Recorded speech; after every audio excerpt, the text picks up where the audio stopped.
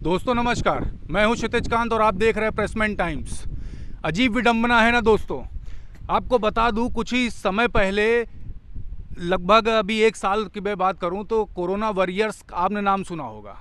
तमाम medical staff को इसी नाम से संबोधित किया जा रहा था, सम्मानित किया जा रहा था। एक बड़ा इमरजेंसी का टाइम था, कोविड-19 का दौर।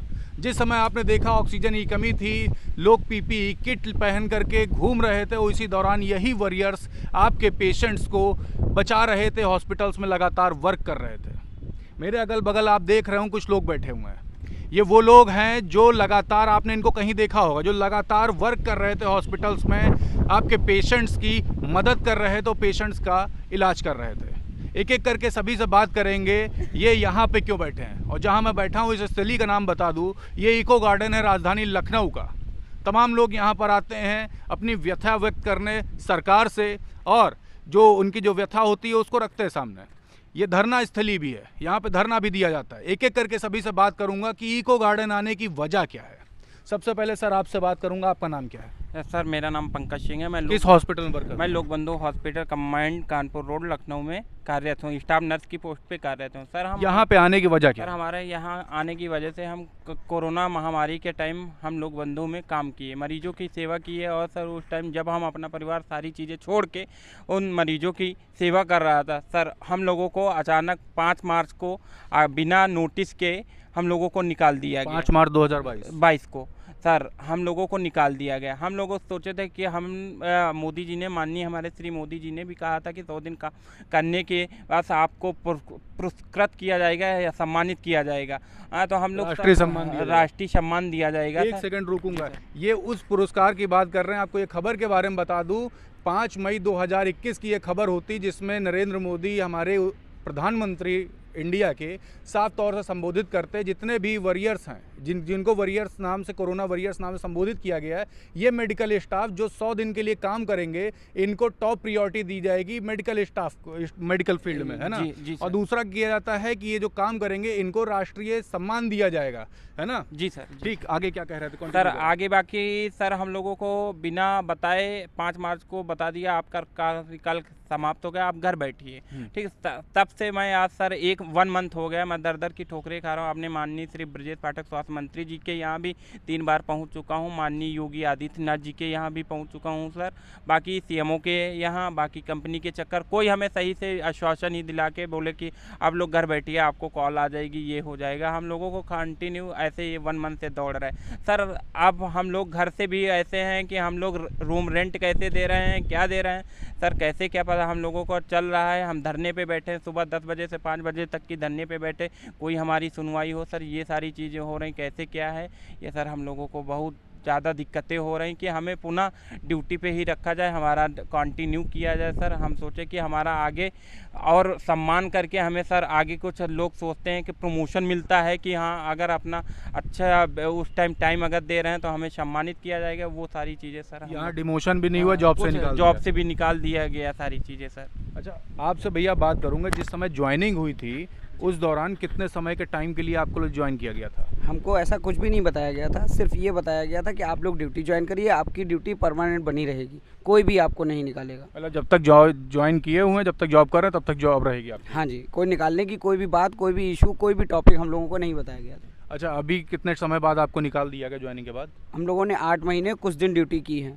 उसके बाद हम लोगों को डायरेक्टर मैडम ने आदेश दिया कि सीएमओ ऑफिस से लेटर आया है कि आपकी जॉब निरस्त कर दी गई है। जॉब का जो लेटर आया था निरस्त करने का, वो लेटर आप लोगों ने खुद से देखा? जी, हम लोगों को व्हाट्सएप पे ग्रुप में भेजा गया था। ग्रुप में भेजा गया, उसका कह दिया गया मत आइए? जी, अगले दिन से बोल दिया गया 6 मार्च सन 2022 से कि आप लोग अपने घर पे बैठिए, जैसा भी होगा आपके पास कॉल आएगी। उसके बाद हमारे अपने बच्चे हैं, अपनी फैमिली है, हमारा कई ऐसा स्टाफ है जो बाहर से आकर के जॉब कर रहा है, किराए पे कमरा लिया था, बहुत सी परेशानियां। मेरे एक वार्ड बॉय स्टाफ है मेरे ग्रुप का ही, उसने तो अपनी फांसी लगा के आत्महत्या तक कर ली इसी वजह से। जी सर, तो परेशानियां सबके साथ हैं। प्लीज़ रिक्वेस्ट ये है कि कोई भी कहीं भी मेहनत करता है या जॉब करता है तो वो ये सोचता है कि मन लगा के करें और अच्छे से करें, कोई शिकायत ना हो, जिससे कि हमको प्रमोशन मिले या कोई हमसे बड़ा अधिकारी मुझे सांत्वना दे कि तुमने बहुत अच्छा काम किया, तो उससे हमारी हिम्मत बढ़ती है। और यहाँ तो हिम्मत बढ़ाना छोड़िए, हम लोगों की नौकरी तक चली गई है। कोई भी ये कहने को तैयार नहीं है कि हाँ लिखित में देने को तैयार नहीं है कि आपकी नौकरी रहेगी, आपको प्रमोशन दिया जाएगा, तो सब छोड़ दीजिए। अच्छा, अभी मैं बात करूं, जब आप लोग को निकाल दिया गया तो वो वैकेंसीज तो वहाँ खाली हो गई होंगी, वहाँ पे जो वर्क आप लोग कर रहे थे वो वर्क इस समय कौन लोग देख रहे हैं?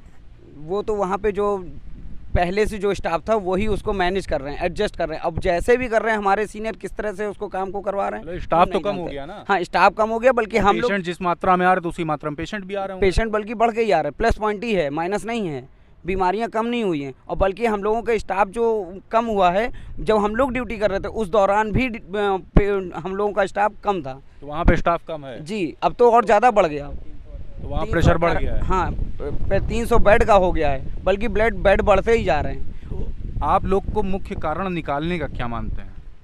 कारण अब ये तो हमारे सीनियर बता सकते हैं, बजट नहीं है या फिर हम लोगों को प्रमोशन नहीं देना चाहते हैं, या क्या कारण है वो तो सीनियर ही बता सकते हैं। हम लोग तो केवल रिक्वेस्ट कर सकते हैं कि कोई भी आदमी अगर सही तरीके से काम कर रहा है तो उसको अपने से छोटा है तो उसकी हिम्मत बढ़ानी चाहिए, या फिर अच्छे से काम कर रहा है तो उसका प्रमोशन करना चाहिए। प्रमोट और सांत्वना देने की तो बात छोड़ दीजिए, हम लोग की नौकरी तक चली गई है।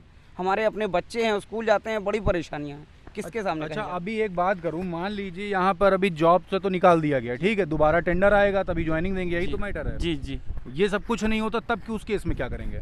तो सर हम लोगों को अब ये नहीं ऊपर है हमारा, जो हम अपने विभाग से है कि जो चीज़ें हमें बताई जा रही है वो चीज़ें हमें क्लियर होने चाहिए कि हमें क्या करना है। क्या तुम लोग रखे जाओगे या नया वैकेंसी आएगा, नया टेंडर अपना वो होगा, रिन्यू होगा, क्या होगा, ये चीज़ें अगर हमें क्लियर बताई जाएँ तो हमें कुछ पता भी चले। हमें लोगों को क्लियर कोई चीज़ें बताई नहीं जा अच्छा, रही। जिस समय ज्वाइनिंग की गई थी उस समय कुछ कार्यकाल के बारे में बताया गया था कि इतने महीने का होगा या कुछ 11 महीने का टेंडर दिया गया था, और आगे यही बताया गया आपका आगे बढ़ता रहेगा। बढ़ता रहेगा। हाँ, तो अभी बता रहे कुछ 8 महीने, कुछ दिन में हाँ, खत्म कर सर दिया 8 महीने में ही ख़त्म कर दिया गया है ये सर। 11 महीने का टेंडर बोल के हम लोगों की ज्वाइनिंग हुई थी, और बाकी आगे के लिए ये भी गया। इस बात पे आवाज़ नहीं उठाए, हमारे 11 महीने का तो कंप्लीट हो जाने दो। आवाज़ उठाएं तो किससे उठाएं सर, कोई सुनने के लिए तैयार ही नहीं है सर।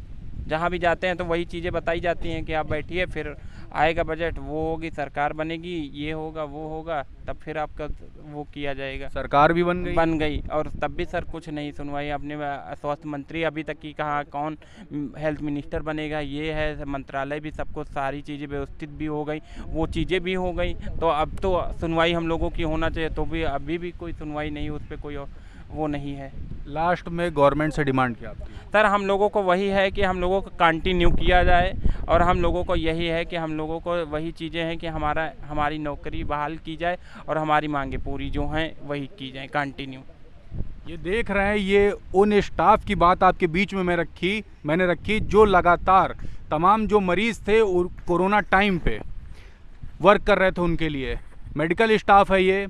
क्या विडंबना है ये आप सभी साफ देख रहे हैं, धरातल पे हुई इन्हीं के बीच में वो सारी बातें हमारे बीच में रखी इन्होंने, और साफ कर दिया कि हमारी ज्वाइनिंग जो हुई थी उसको कंटिन्यू परमानेंट रखने की बात हुई थी, लेकिन 11 महीने का जो टेंडर था उसको 8 साढ़े 8 महीने में ही समाप्त कर दिया गया। तो इससे समझ सकते हैं कि किस तरीके से बजट पारित हुआ, और जो 2-2.5 महीने का जो पैसा था उस पर भी किस तरीके से खेला जा रहा है, और आगे क्या होने वाला है।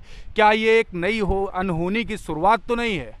जितने लोग ये वीडियो देख रहे हैं कमेंट बॉक्स में लिख करके बताएं जो हुआ है इन लोग के साथ, क्या ये सही हुआ है या गलत हुआ है, और इन लोग की जो डिमांड है गवर्नमेंट से वो क्या जायज़ है। जितने लोग ये वीडियो देख रहे हैं इसको शेयर ज़रूर कर दें, और मेरा चैनल जिन्होंने नहीं सब्सक्राइब किया सब्सक्राइब ज़रूर कर दें। मैं हूं क्षितिज कांत, कैमरा पर्सन एंटनीफिक के साथ प्रेसमेंट टाइम्स के लिए। धन्यवाद।